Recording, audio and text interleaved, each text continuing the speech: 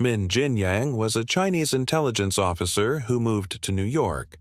There, he created the largest car theft gang in American history.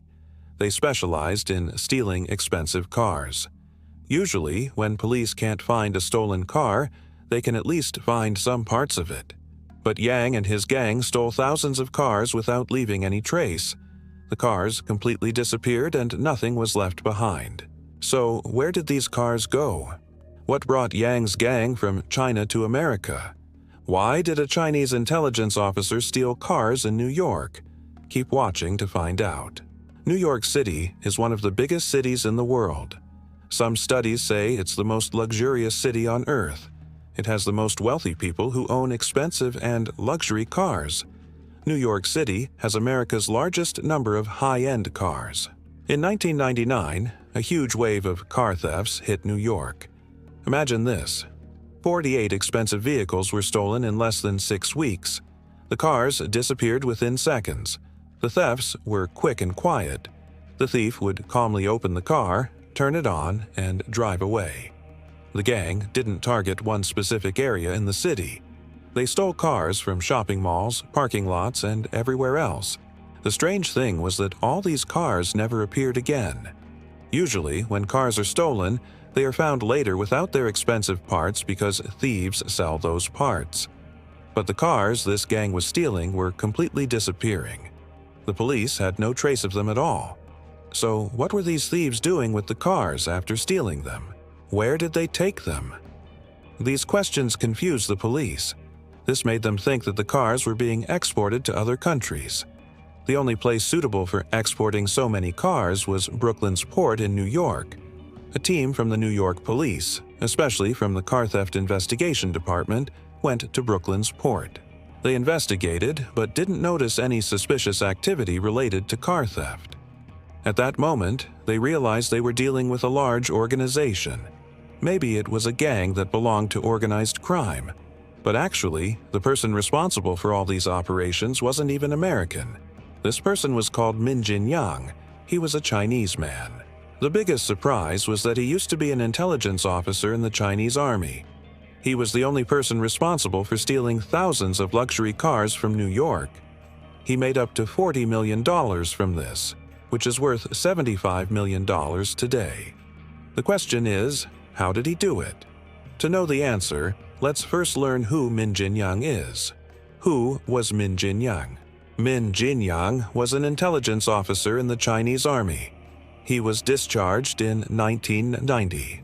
Then he moved to Shanghai, a wealthy city where there was high demand for luxury cars. But such cars were not available for sale in China. Here, Yang saw an opportunity he could take advantage of. He went and contacted gangs in Shanghai. He offered the leader of one of these gangs a business deal. Yang told the gang leader that he used to work as an intelligence officer in the army. He had experience in smuggling, how it works, and how security forces fight against it. He convinced the gang leader that he could bring cars from outside, and the gang leader could sell them in China through his network. The gang leader liked the idea because he knew that cars in China were expensive. Yang agreed with the leader on a 40-60 profit split deal. The gang leader gave Yang $500,000 to set up his gang and start his operations in the city where the cars were. New York. Setting up in New York, Min Jinyang knew that New York would be the best target where he could get all types of cars he wanted. The number of luxury cars in the city was huge because of all the rich people there. Yang took the $500,000 his partner gave him and traveled to New York to start his plan. From the beginning, Yang used his military experience that he learned in his former job. He entered America using a fake identity and took the name Kenny. He pretended to be a struggling immigrant. Yang's first goal was to fit into American society. He wanted people to think he was a normal person. He drove an old Nissan Altima. He didn't want to appear as a wealthy person who had money from the start. Yang brought a man with him to help him and be his right hand. His name was Poi Chow. The first task Yang and Chow had to do was find a warehouse where they could keep stolen cars until they shipped them to China. But the warehouse had to meet certain conditions. It had to be away from any police station. It had to be in a quiet area where there weren't many problems or crimes. It needed to be in an area where police and security forces do not gather often. A clean, unsuspicious area. This was difficult to find in New York because it's a city known for high crime rates. After weeks of research, Yang and Chow found the right warehouse. To rent this warehouse, they created a fake company. The reason for creating a fake company was that if anyone investigated the company, it wouldn't lead back to Yang. He tried to separate himself so that if things went wrong, he would be protected. To start his plan, Yang needed a crew. He recruited trusted Chinese people to work with him. He surrounded himself only with Chinese people because they were the only ones he could trust, and he was sure of their loyalty. The first thing they did in the warehouse was make it look like a food storage facility. They brought food boxes and put them in front. So if anyone looked at the warehouse, they would immediately think it belonged to a food company. Most of the food they brought was dry and packaged so they could keep it in storage for a long time. Then they installed security cameras around the warehouse and kept every corner of the street under surveillance. After completing the first task, Yang and his gang were ready for the next step: stealing cars. By the way, Yang had no previous experience in car theft and he didn't want to get his hands dirty. So his idea was to find someone who had experience in this field and make him work for him. He started going to car garages and car auctions where he met many people. After searching for a while, he found the person he was looking for. This person was called Dean. He was an expert car thief. Yang met Dean at an auction for damaged vehicles. Yang told Dean that he wanted him to work for him and run the theft operations. This meant Dean would be responsible for the thefts. Either he could steal cars by himself, or he could hire others and work together. Because of his experience, Dean knew many other thieves who could work with him. The deal was that Yang would work with Dean, and Dean would work with the thieves. Yang wanted to separate himself from the thefts as much as possible. He wanted to stay unknown and run the thefts through Dean. Dean had a friend in this profession whose name was Mario Lopez. Dean trusted him a lot. Mario was even better than Dean at stealing cars. So the first thing Dean thought about when Yang offered him the deal was Mario. Dean went to Mario and told him he was working with someone who was ready to buy any car they stole and could handle everything. Such an offer is really tempting for all car thieves because the hardest thing is getting rid of the car after stealing it. If they already had a buyer before stealing, the operation would be much easier. Therefore, Dean agreed to carry out the operations, and Mario also agreed. Mario didn't steal cars by himself. He would go to the target car, open it, bypass its security system, and prepare it for theft. Then they would get another person to actually steal it and take the car to a hidden place. So now we have a chain of people. At the top is Yang, who deals with Dean. Dean deals with Mario, who prepares cars for theft. Mario asks a group of thieves to actually take the cars. After a car is stolen, Yang manages the warehouse where all stolen cars get prepared for shipping. All warehouse staff are Chinese or at least Asian people that Yang trusts completely. This way, Yang keeps himself clean, protected, and separated from the theft operations. This organization keeps him unknown to everyone except his closest assistant. When all the pieces were in place, it was time to move. Yang gave Dean the order to start stealing and told him to target a particular type of car. He asked him to only steal luxury vehicles. Dean passed the orders to Mario, who started running his network of thieves. They targeted places where rich people usually go, such as luxury malls, residential streets with expensive houses, and parking lots. The whole theft process depended on Mario's abilities and skills. The man had talent. He could steal any car whenever and wherever he wanted. Once Mario identified a target car, he would get close to the door, break the glass, and go in through the window instead of breaking the lock. If the car lock is broken, the car's computer will turn off, and then the car won't be able to start. One of Mario's most important skills was using a computer to bypass the car's security systems. He would connect a laptop to the car's computer and reprogram it, allowing the car to start with a normal key. Mario was so good at this that he could do it in less than 1 minute. Once the car's security systems were disabled, he would ask one of his men to take the car to a safe place. They used to take stolen cars to parking lots in good neighborhoods where there were plenty of luxury cars. This way, the stolen car wouldn't attract attention. Why did they do this? Because expensive cars usually have GPS tracking devices. Since Yang thought about every detail, he told the thieves to take the cars to those safe places, scan them electronically, take out the GPS device, and throw it away. Let's say the GPS device was already activated. Maybe the car owner discovered his car was stolen, activated the device, and informed the police. In this case, the thief would park the stolen car in those parking lots among other luxury cars and leave it there for 2 days. If the car stayed in place for 2 days, it meant the police weren't looking for it and didn't know where it was. At that time, the thief would go back, take the car, and be sure that no one was following him. All of this was Yang's instruction. This guy was very, very clever. His experience as an intelligence officer was clearly valuable, as the story proves. Yang used to order Dean to tell the thieves to bring cars and park them a few blocks away from the warehouse. He didn't want anyone to know where the warehouse was located. No one knew about the warehouse except Dean and his friend Mario, who were responsible for managing the thieves. After a thief left a car at a distance from the warehouse, Dean would go and take the car to the warehouse. But Yang still had one last test to make sure police weren't following the vehicles. He ordered Dean to drive around the warehouse in circles. If any car was driving in the same circle, it would mean they were being followed. The surveillance operation was done in 2 ways, through security cameras installed outside the warehouse. They used these to monitor the street to see if any car was following Dean, through a second car that would circle a wider area, staying alert in case police showed up. After Yang felt the situation was safe and there was no danger, he would give orders to bring the vehicle to the warehouse. Yang took all these precautions and protection measures to make sure everything was going as planned. Once a car was in the warehouse, the Chinese team took charge. The Chinese team's job was to prepare the vehicle for shipping. Yang wanted it to reach China in perfect condition, as if it was just coming out of a showroom.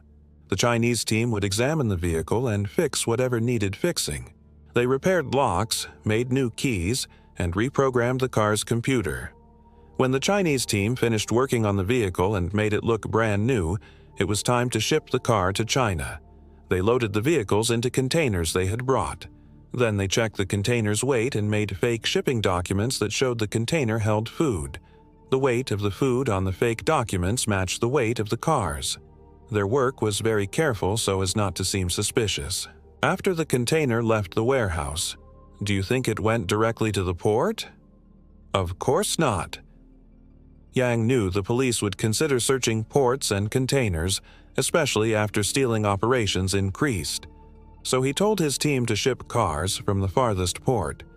First, they transported containers to New Jersey, which is a state near New York. There, the container was put on a train that went across the country until it reached California, which is on the other side of the country, the farthest point from New York. Yang didn't do all this just to avoid police. California's ports were closer to China because it's on the west side of America, so he killed 2 birds with 1 stone. At a California port, the container was loaded onto a ship as a normal food container. But there was still an additional layer of protection. The ship carrying the container wasn't going to China. It was going in another direction. But on the way, they would meet another ship and secretly load the container onto the second ship, which headed to China. The owners of the second ship knew the real contents of the container. They even had detailed lists of the cars. This way, Yang kept running his gang for years. In 5 years, Yang and his gang managed to steal thousands of cars from New York. The police were puzzled. They couldn't catch them or find evidence that could lead to Yang's gang. Despite the huge number of stolen cars and the millions Yang made from theft operations, demand for these vehicles in China didn't stop. On the contrary, it was increasing, which was more than Yang's ability to steal vehicles. To increase the car export rate, they began targeting car dealerships where they could steal several cars at once. Yang ordered Dean and Mario to target car dealerships. Mario went to one of these dealerships pretending to be a customer coming for a test drive. While talking to the salesman, he noticed where the car keys were kept, in a box fixed on the wall inside the manager's office. Then he thanked the salesman and left. A few nights later, Mario returned late at night after the dealership had closed. He broke in and went straight to the manager's office, specifically to the box with car keys.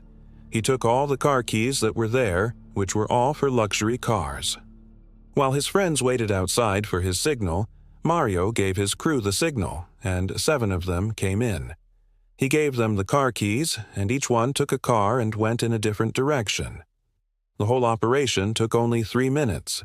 By the time the alarm went off and an electronic message was sent to police, Mario and his friends were gone with the cars. The first mistake. But one of the 7 stolen cars got into an accident, which caused a big problem. When police came to the accident scene, they discovered the car was stolen. So they arrested the thief who was driving the car and took him for questioning. With a bit of pressure, he turned against his fellow thieves and began cooperating with police. He told them everything he knew. He told them about Mario and Dean. Police appointed a tracking team made up of investigators and had them track down Dean because they learned from the arrested driver that Dean was in charge of theft operations. They kept tracking Dean for a while, and eventually he led them to Yang's warehouse. They parked their cars at a distance from the warehouse and began watching it to see what was going on inside. Yang's counter-surveillance. What the investigators didn't know was that Yang's friend Chow was doing counter-surveillance of the entire area around the warehouse. He immediately noticed the investigator's car that was watching their warehouse. When Yang learned about this, he didn't get nervous. On the contrary, he was calm and prepared for something like this. Yang had designed his warehouse work so that it could disappear in a moment. The investigators, of course, wouldn't break in right away.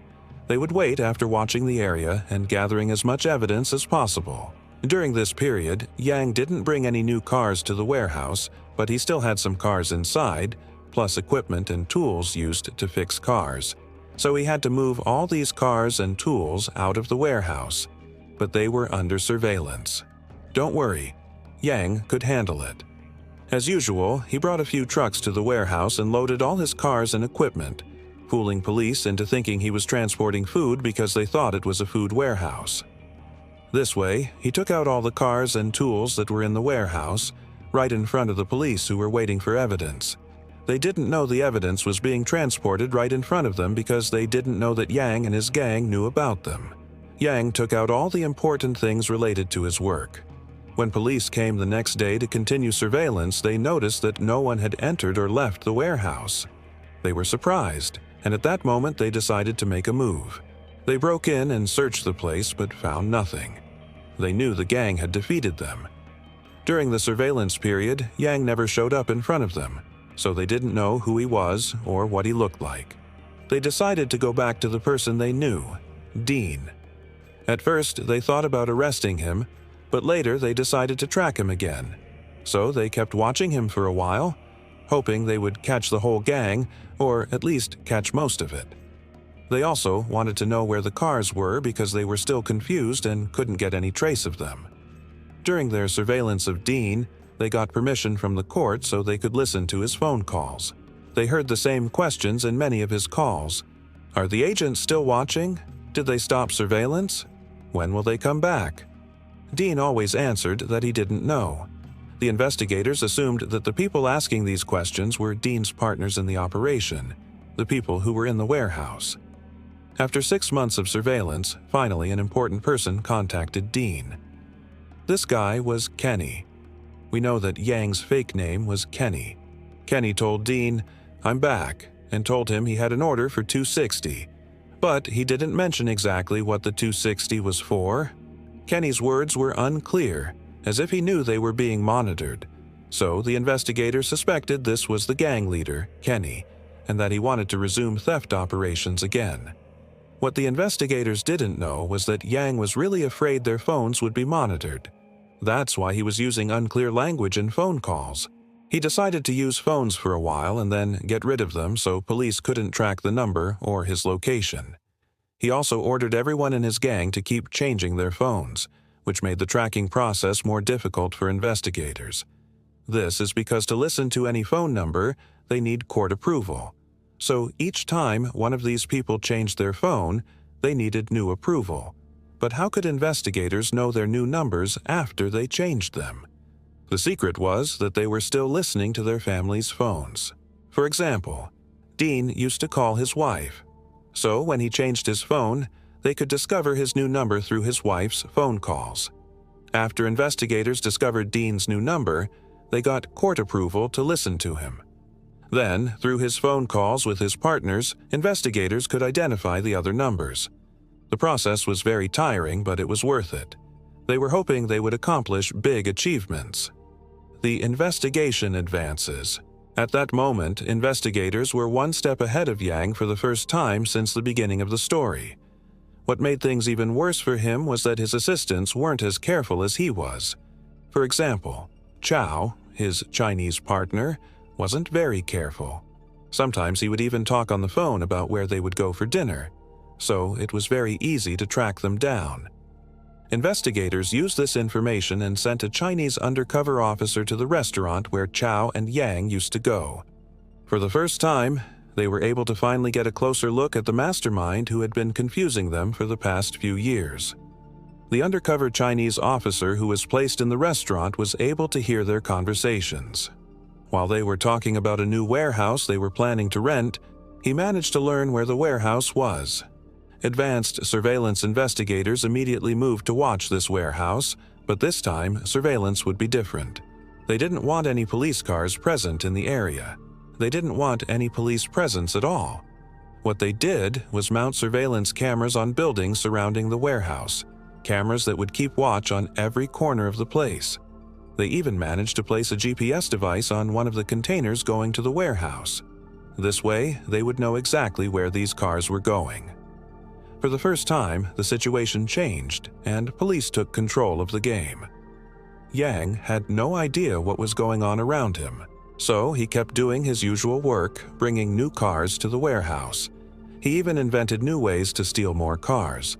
One of the smartest ways was stealing cars from parking garages where car owners leave their keys with the guard so he can move cars if another car wants to come out. Mario Lopez, Dean's friend, made a deal with one of the guards at these garages. He told him they would give him $500 for each car he allowed them to steal. The amount of money was attractive to the guard because of his low salary. Therefore, he accepted the deal. Now they could steal many cars from the garage at once. They arranged a meeting with the guard, took the keys from him, tied him up, and left him inside the garage. Of course, they did this so no one would suspect the guard was cooperating with them. Then they drove away several cars that were all luxury vehicles. After a while, someone came to the garage and saw the guard tied up and lying on the ground. So he called police. By the time police arrived at the garage, the cars were already in the warehouse. A fatal mistake. But wait a minute. Didn't we say that thieves, after stealing cars, wait 2 days to make sure no one is following the car? Unfortunately, in dangerous jobs, people begin to get used to things and lose awareness over time. Apparently, this is what happened to Yang and his gang. So they brought all the cars they stole from the garage immediately to the warehouse without thinking that one of these cars might have been equipped with a GPS tracking device. Local police were informed by one of the car owners, so they began tracking it until one police officer arrived at the warehouse with his car. The officer was from local police. He didn't know about the investigation that had been going on. He didn't know there were investigators watching this gang at that moment. So he went to the warehouse and wanted to enter it normally. He just wanted to know what was going on in this place where the GPS signals were coming from. He didn't expect that the biggest car theft gang in all of America was operating in this place. The investigators, on the other side, were watching the area through surveillance cameras. Once they saw the police officer, they knew their operation was going to be ruined, and there was nothing they could do to stop him before he reached the warehouse. When the police officer was about to enter the warehouse, the workers inside suddenly came out running. Surely they saw him from their surveillance cameras. When investigators saw the workers running away, they realized they had to act fast. This was the right time to step in and arrest the gang. There was no second chance. They arrested the workers who were inside the warehouse, but Yang, whom they knew by the name Kenny, was not there. They knew that if he got the news, he would run away again. Fortunately, they had surveillance units in front of his house. Through their surveillance over the last period, they were able to identify where his house was located. So police forces were watching him from a distance all the time. When the warehouse workers were arrested, the police forces watching Kenny received orders to move and arrest him immediately. Kenny was arrested that night when he was leaving his house. After being questioned, they learned his real identity. His real name was not Kenny, but Minjin Yang. They learned about his past in military intelligence in the Chinese army. At that moment, they understood why this man had confused them all these years. But, unfortunately, they were unable to determine where the cars were going because the raid happened before the time they were planning. They didn't have a chance to know where these cars were going or where they were being sold exactly. Eventually, Yang pleaded guilty to organized crime corruption. It seems they couldn't charge him for stealing cars because he wasn't stealing them himself. Yang was sentenced to only 10 years. Even though over 10 years he was able to steal thousands of cars, and they estimated his profits reached more than $40 million, worth $75 million today. Imagine that they didn't even get $1 of this money because he didn't keep it in America. He kept it in China. In the end, Yang won the battle with police. It turned out he was smarter than them, despite the mistake he made at the end that helped police bring him down. This is the end of our story about America's greatest car thief.